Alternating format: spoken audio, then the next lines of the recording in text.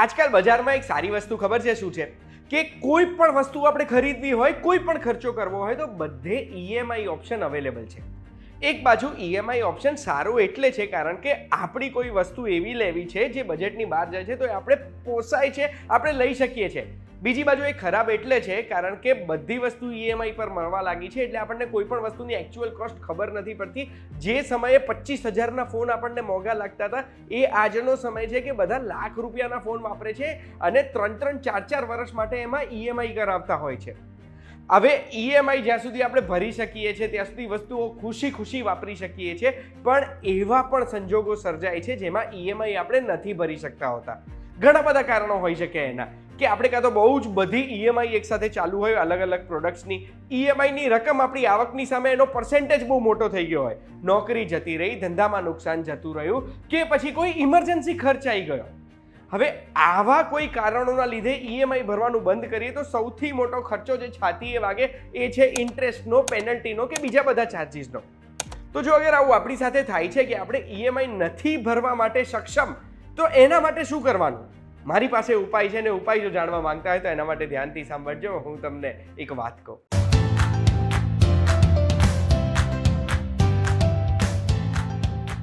એક વાત કહું, આપનું સ્વાગત છે. મારું નામ છે ગુંજ ઠક્કર. બહુ જ બધી લોનો ચાલે છે ને એનું બહુ જ બધા ઈએમઆઈ આપણે દર મહિને ભરીએ છીએ, કે પછી એક જ લોન ચાલે છે જેનું ઈએમઆઈ આપણે દર મહિને ભરીએ છીએ અને એમાં કોઈ પણ એક સંજોગોના લીધે આપણે આ ઈએમઆઈ નથી ભરી શકતા. તો આપણી જોડે મુખ્ય 3 ઓપ્શન છે. સૌથી પહેલો ઓપ્શન જેમાં આપણે શરમાવાનું નથી એ છે કે આપણે આપણા લેન્ડરને જાણ કરવાની કે ભાઈ હું નથી ભરી શકવાનો આ લોન. એટલે આપણે બેંક છે, એનબીએફસી છે, જેમની પાસેથી લોન લીધેલી છે એમને રૂબરૂ જઈને કસ્ટમર કેરમાં ફોન કરીને આપણે બસ ખાલી એટલું કહેવાનું છે કે આ ઈએમઆઈ મારા માટે અઘરી પડી રહી છે. હવે જ્યારે તમે આવું કહેશો ને તો એ પણ આપણી પાસેથી પૈસા કમાવા માટે જ બેઠા છે. એમને તો જોઈએ જ છે કે આવા વ્યક્તિ મળે જે ઈએમઆઈ ટાઈમસર ના ભરી શકે તો એ પેનલ્ટી ચાર્જીસ લઈ શકે. પણ એના સિવાય બીજો ઓપ્શન પણ એમને એ જોઈએ છે કે એમને લાંબા સમય માટે વ્યાજ મળતું રહે.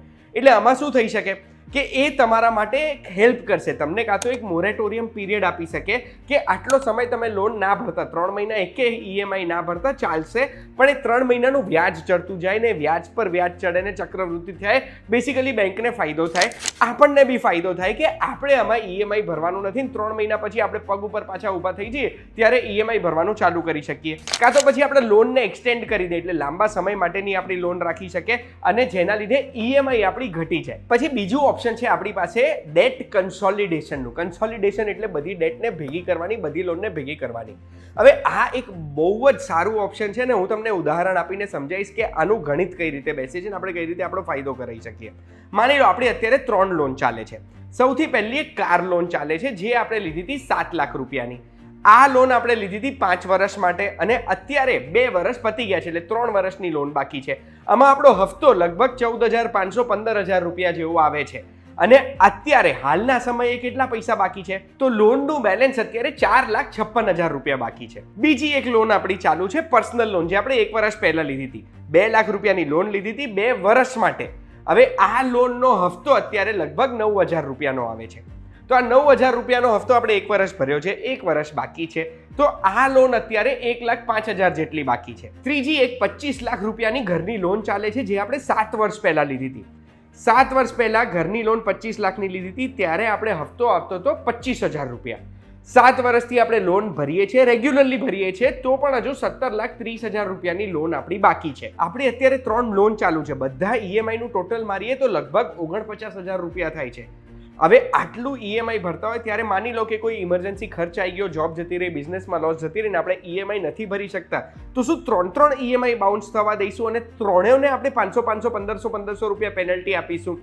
ના, અહીંયા આપણે ડેટ કન્સોલિડેટ કરીશું. એટલે આમાં આપણા માટે ઓપ્શન હશે આપણા હોમ લોનમાં ફરીથી હોમને રીફાઇનાન્સ કરવાનો, એટલે હોમ લોનને વધારવાની. ને એના માટે જેમ મેં તમને કીધું આપણે આપણી બેંકમાં મળવા જઈશું ને કહીશું કે યાર મારે તકલીફ ચાલી રહી છે, આટલી લોન છે, તમે હજુ મને વધારાની એક અમાઉન્ટ ડિસ્બર્સ કરો અને એ અમાઉન્ટથી હું મારી બીજી બંને લોન ભરી દઈશ.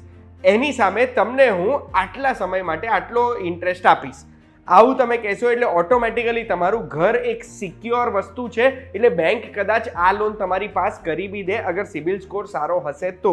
એટલે ટોટલ આપણા અત્યારે જે 22,91,000 રૂપિયા બાકી છે, 22,91,000 રૂપિયા જો આપણે એક જ જગ્યાએ લોન કરી દઈશું, અને માની લો મારે લાંબા સમય માટે ઈએમઆઈ નથી ચાલુ રાખવી, આપણા ઘરની લોન બાકી હતી 8 વર્ષ માટે, આ 8 વર્ષ માટે જ આપણે ઈએમઆઈ ભરવાનું છે, પણ આ 22,91,000 રૂપિયા 8 વર્ષ માટે ભરીશું તો આપણી ઈએમઆઈ આવશે 33,500 રૂપિયા.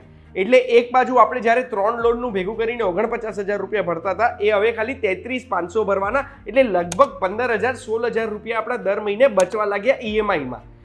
આનાથી આપણને ફાયદો એ થાય કે આપણે એક જ ઈએમઆઈ સાચવવાની આવે, અને અગર એકાદ ઈએમઆઈ જો આપણે નથી બી ભરી શકતા તો એક જ ચાર્જ લાગીને આવે, 3 અલગ અલગ ચાર્જ ના લાગે. પહેલા 2 ઓપ્શનથી જો આપણું કામ નથી પતતું ને પછી બી પ્રોબ્લેમ આવે તો એક્સપર્ટ્સ એવું કહે છે કે તો ત્રીજું એક જ ઓપ્શન છે આપણી પાસે કે આપણી પર્સનલ કોઈ વસ્તુ વેચીને આ લોન ભરી દેવાની, કારણ કે ઈએમઆઈ બાઉન્સ થાય એ આપણા સિબિલ ઉપર બહુ જ ખરાબ રીતે અસર કરે.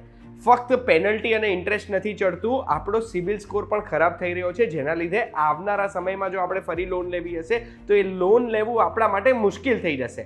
એટલે પછી આપણે જો પર્સનલ અસેટ વેચીને લોનની ભરપાઈ કરી શકતા હોય તો એનાથી સિબિલ તો આપણો સારો રહેશે, અને ફ્યુચરમાં આપણે ક્યારે બી લોનની જરૂરત પડે તો એ આપણને કામમાં લાગી શકે.